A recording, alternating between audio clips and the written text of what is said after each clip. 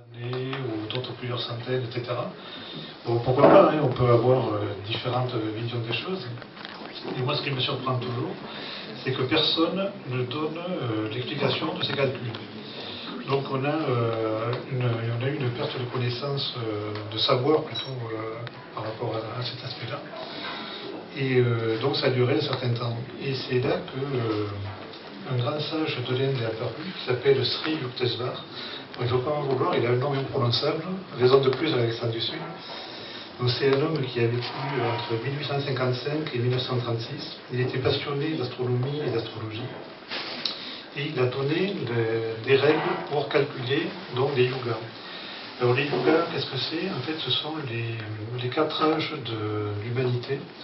Donc vous connaissez peut-être le nom, il y a le Satya Yuga, le Tetra Yuga, le Dvapara Yuga et le Kali Yuga. Alors, le Kali Yuga est peut-être plus connu que les autres, parce qu'on en entend parler, et pour cause, on est supposé être en période de Kali Yuga. Donc il a rétabli la façon de calculer les yugas, et surtout de les dater.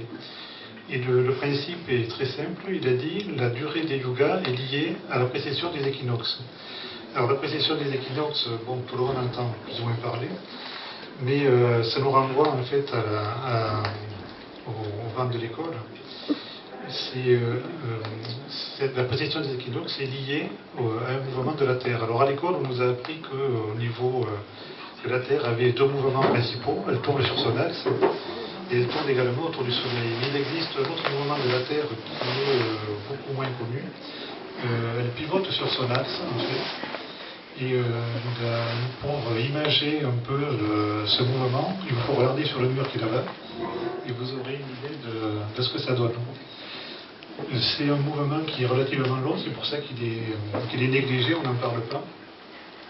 Pas souvent en tout cas, mais il détermine la précession des équinoxes. Et donc, Sri Yukteswar, c'est toujours aussi difficile, a donné une méthode de calcul. Il a dit que le cycle des yugas était lié à la précession des équinoxes. Mais malgré tout le respect que je lui dois, il y a un point qui me gêne beaucoup dans ce qu'il a fait, parce qu'il a dit qu'il a basé ses calculs sur une durée de 24 000 ans. Or, la précession des équinoxes, le cycle complet, dure 25 765 ans.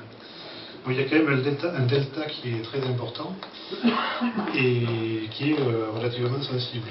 Donc en fait j'ai recalculé sur ces indications, enfin, sur la base de ce qu'il dit avec la durée vraie de précession des équinoxes. Et donc je suis arrivé à un calendrier dont on a parlé tout à l'heure. Il a donné également des indications très précises sur l'enchaînement des yugas. Déjà, la proportion de temps des uns par rapport à l'autre. C'est-à-dire que, par exemple, le Satya Yuga dure 4 fois plus que le Kali Yuga. Les proportions, c'est 1, 2, 3 et 4. Donc on a, selon ses calculs à lui, on avait 4000, 3000, 2000 et 1000 ans. Et en fait, donc c'est pas tout à fait ça. Et ensuite,